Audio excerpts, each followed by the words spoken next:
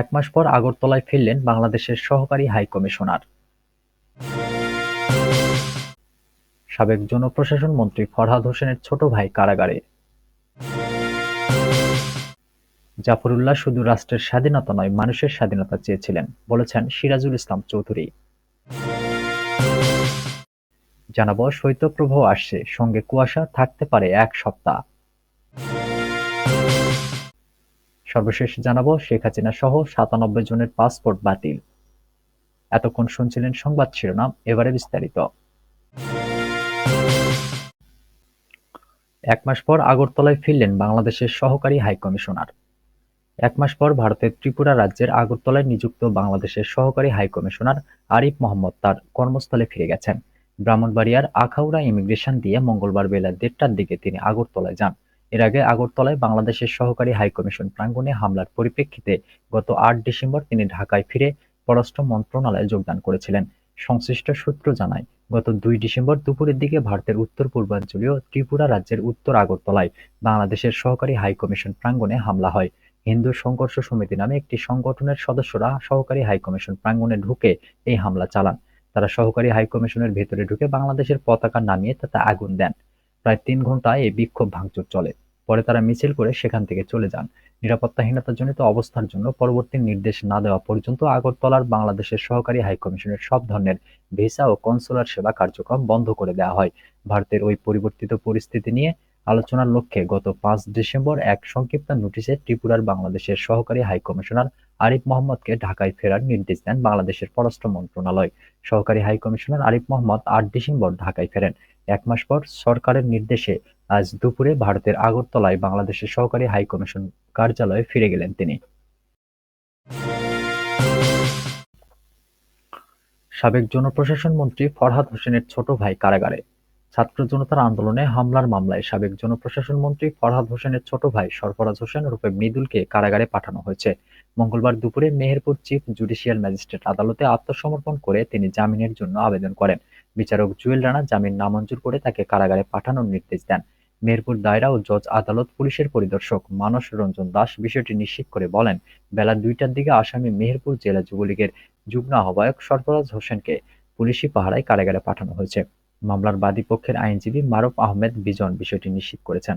তিনি বলেন, গত ৪ আগস্ট মেহেরপুরে ছাত্র জনতার আন্দোলনে হামলার ঘটনায় ২৮ আগস্ট শিক্ষার্থী রশিদুল ইসলাম বাদী হয়ে মেহেরপুর দায়রা ও জজ আদালতে একটি মামলা করেন।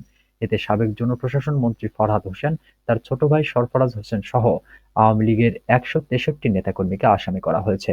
মামলার আর্জিতে বলা হয়, বৈষম্যবিরোধী ছাত্র আন্দোলনের ব্যানারে ৪ আগস্ট মেহেরপুর পৌর শহরে একটি সমাবেশ করেন শিক্ষার্থীরা। সমাবেশ থেকে পরদিন ৫ আগস্ট বিক্ষোভ মিছিল ও সমাবেশের ঘোষণা দেওয়া হয়। এই ঘোষণা দেওয়ার পরপর জেলা যুবলীগের যুগ্ম আহ্বায়ক সরফরাজের নির্দেশে ছাত্রলীগের নেতাকর্মীরা শহরে বিভিন্ন এলাকায় আন্দোলনে যোগ দেওয়া শিক্ষার্থীদের বাড়িতে গিয়ে লাঠিপেটা করেন। পরদিন দুপুরে ছাত্র জনতা এক দফা দাবি নিয়ে মাঠে নামলে আওয়ামী লীগ ও সহযোগী সংগঠনের নেতাকর্মীরা আবারও তাদের উপর হামলা করেন। এতে ৪ শিক্ষার্থী গুরুতর আহত হন।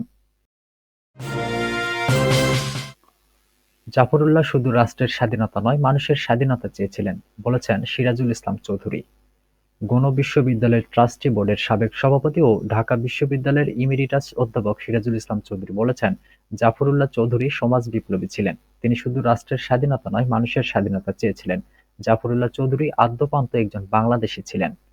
গণস্বাস্থ্য কেন্দ্রের প্রতিষ্ঠাতা জাফরুল্লাহ চৌধুরীর ৮৩তম জন্মবার্ষিকী উপলক্ষে মঙ্গলবার বেলা ১১টায় জাফরুল্লাহ চৌধুরীকে নিয়ে রচিত স্মরণিকার মোড়ক উন্মোচন ও আলোচনা অনুষ্ঠানে এ কথা বলেন ইমেরিটাস অধ্যাপক সিরাজুল ইসলাম চৌধুরী।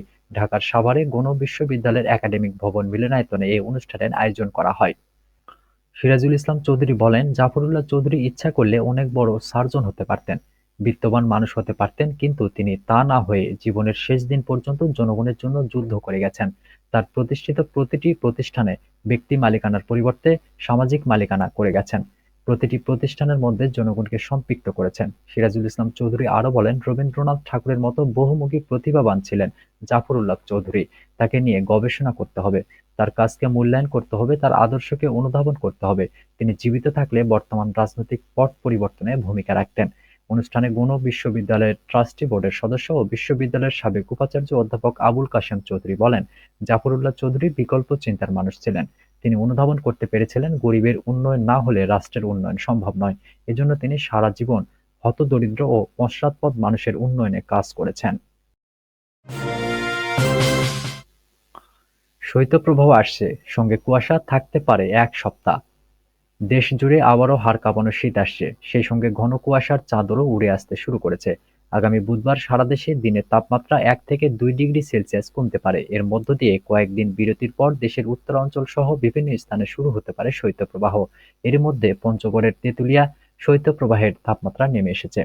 আগামী ১ সপ্তাহ দেশজুড়ে শীত বাড়তে পারে ও শৈত্যপ্রবাহ চলতে পারে বলে আবহাওয়া অধিদপ্তর জানিয়েছে। এদিকে গত কয়েকদিন রাজধানীর তাপমাত্রা প্রতিদিন ১ থেকে ২ ডিগ্রি সেলসিয়াস বেড়েছে, ফলে দিনে শীতের অনুভূতি কমেছে। আগামী ৫ থেকে ৬ দিন তাপমাত্রা আবারও ধারাবাহিকভাবে কমতে থাকতে পারে। দেশের অর্ধেকের বেশি এলাকার সর্বনিম্ন তাপমাত্রা ১০ ডিগ্রি সেলসিয়াসের নিচে নেমে আসতে পারে। কুয়াশা বেশি থাকায় দিনের বেলায় সূর্যের দেখা নাও পাওয়া যেতে পারে, ফলে শীতের অনুভূতিও বাড়তে পারে। আসন্ন শৈত্যপ্রবাহটি হতে পারে চলতি মৌসুমের দীর্ঘস্থায়ী শৈত্যপ্রবাহ।